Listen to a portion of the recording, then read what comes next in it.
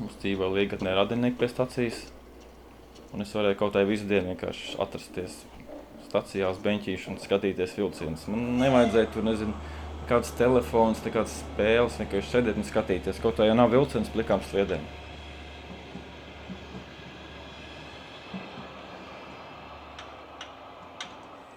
Tagad, kad es braucu garām ar vilcienu, tad Līgatnē, tad es skatos uz sevīm, bet jau no citas skatu punkta. Es redzu to ķeblītes, kuras sēdēju un skatījos uz tiem lielajiem vilcieniem. Tagad es tos vilcienus pats vadu un tāda nostalģiska sajūta tāda, kad, nu, tu brauc ar vilcienu, skaties pa logu, pretī brauc tavi kursabiedri, jā.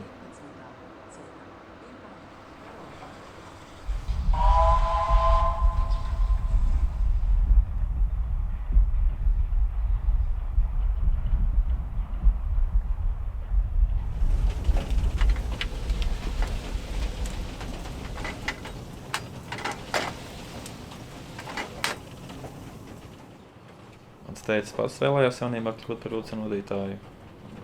Principā visas lietas ap dzelzceļiem, stacijas, vilcienu es tikai kopā ar tēti braukājos. Tagad pēdējos gadus, jā, ar kursabiedriem, kolēģiem. Tas, protams, nebija piespiedu kārtā, ka man tur speciāli, es saku, vēda vai vilka vai to jākļūst par vilcienu vadītāju. Galīgi nē. Bet ko tās braucienās pilnīgi pietiek man redzēt sliedas vai... Jā, principā pietiek redzēt sliedas un man jau bija, principā, diena izdevusies.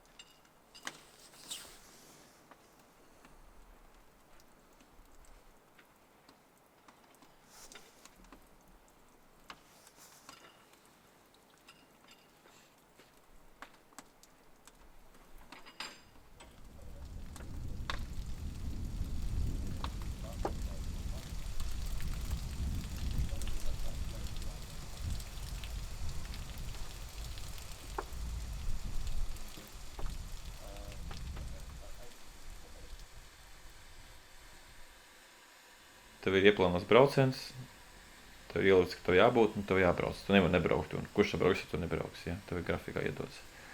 Un dejās pilnīgi tas pats. Ir koncerts vai skata, tas pats mēģinājums. Vadītājs zina, ka tu būsi, ka tu tur esi ieliks, tev jādejo. Tavi deju biedri, ja? Ar tevi rēķinās, ka tu esi un tu būsi. Tu nevari pateikt koncertdienā, ka tu nebūsi. Nu, kā tavu partneri dejos bez tevis? Meiteni bez džeka, ja? Un tā ir tas kopīgais, ka gan vienā tevi rēķinās, gan otrā tevi rēķinās.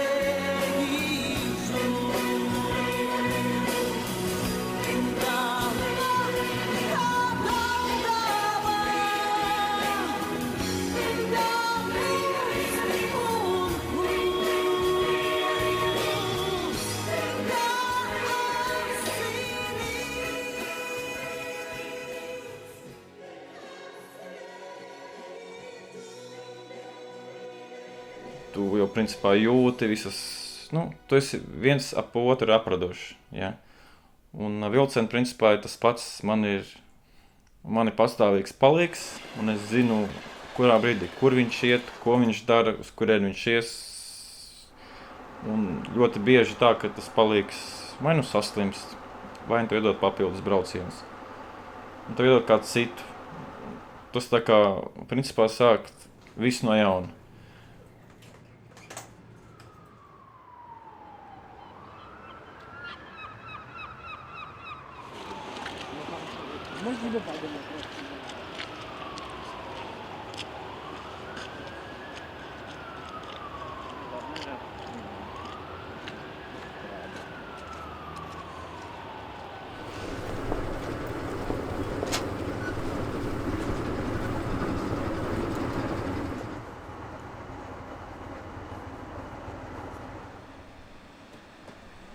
Principā sliedas nemainās, daba nemainās, ēkas nemainās, vilcieni pa lielam nemainās. Kā tev neapnīk?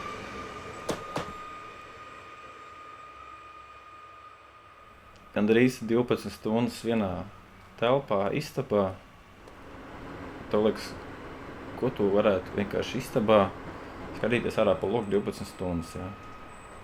Tu dari pilnīgi to pašu, skaties ārā pa loku. Protams, tu brauc, bremzē, bet tu skaties pa loku. Un tās 12 stundas, kurš palido. Un tas laiks, hop, skaties, saule lec, un jau saule riet. Liekas, priekš kam vispār tas ir jādara, ja tev tas nepatīk. Protams, tas ir darbs, ko es daru. Es viņu uztveru kā hobiju. Tā ir mans sirds lieta.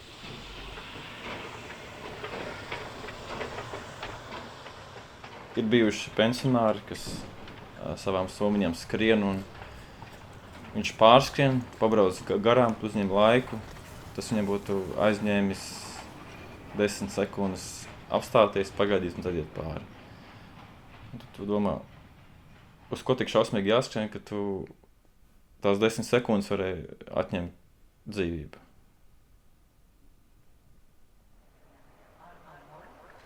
Tu taurē, bremzē, bet viņš nedzird mani. Un tur nav variantu, tad ir pasmagi, jo liekas, tu taču varēji iet pa malu, tu varēji pirms tām sliedēm pagriezties pa labi pa kreisi, tu varēji noņemt austiņas, bet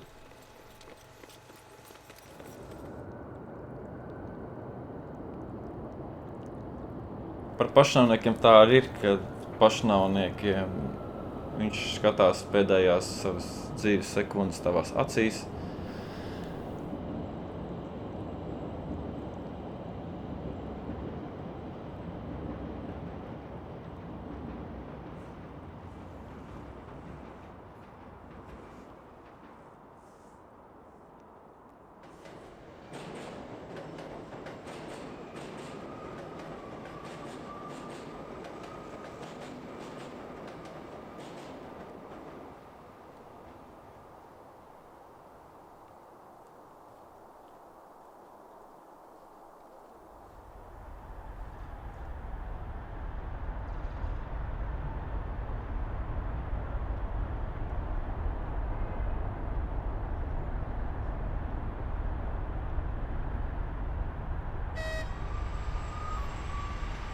Es personīgi nerunāju ar vilcieniem, bet tu ej riņķi un uz viņu skaties un abrīno varbūt to, cik daudz viņš ir izdarījis valsts labā, cilvēku labā savos 40, 50 gados. Viņš ir braucis tādas līnijas, kas vairs nav, kur pat nevar pateikt, ka būtu bijis dzelzceļš. Es kaut kā katru vilcienu uztveru kā tādu vēstures grāmatu, vēstures lapas pusi. Es aizēju un tiešām tā kā brīnos, kad viņš 40, 50 gadīgs vilciens principā ņem un tev klausa un dara to, ko tu viņam liec, jā. Izbrauksim mierīgi, bez nekādiem starpgadījumiem, viss būs labi.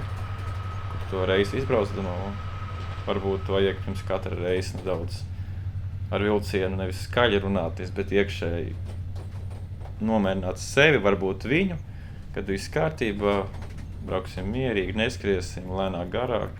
Nestresosim, viss būs labi.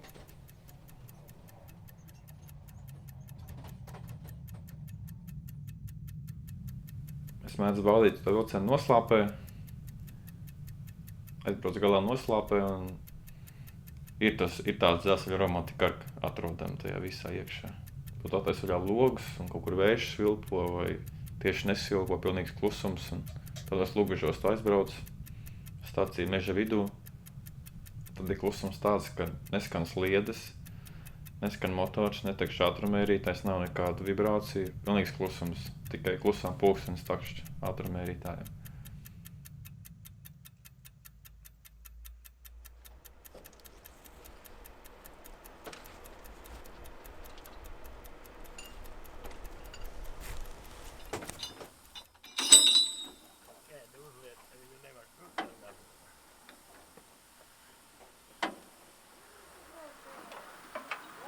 Dzīves ceļi ir kā liels dzelzceļa mēsls, kā sliedes, ja, kas savienojas kaut kur aizplūst, katru savu ceļu, bet atkal kaut kur savienojas kopā.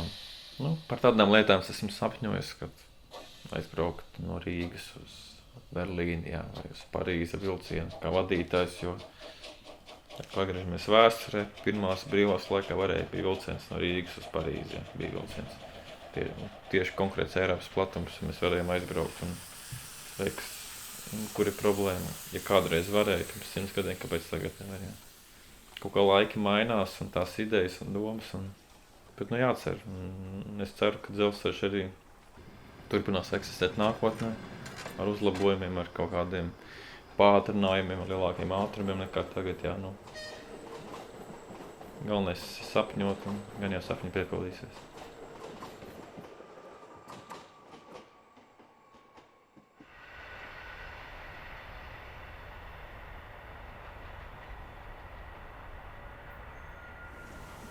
Nebūtu tētis, nebūtu atradis to darbu, ko es gribētu darīt, jā, to savu sapņu profesiju.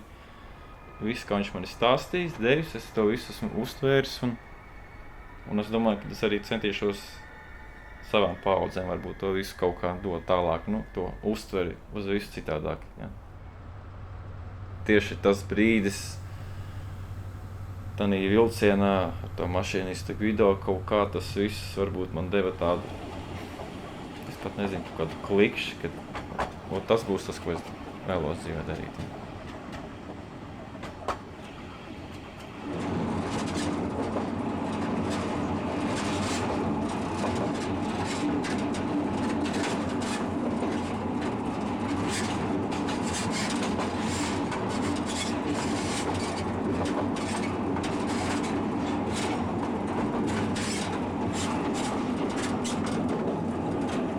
Čomiņi, kā ir? Forši?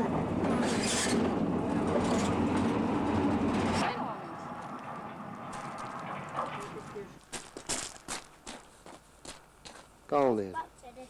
Reku viens pasēdēs, pagaidīs vilcienu. 2 stundas, vai ne? Nebūtu tālūks.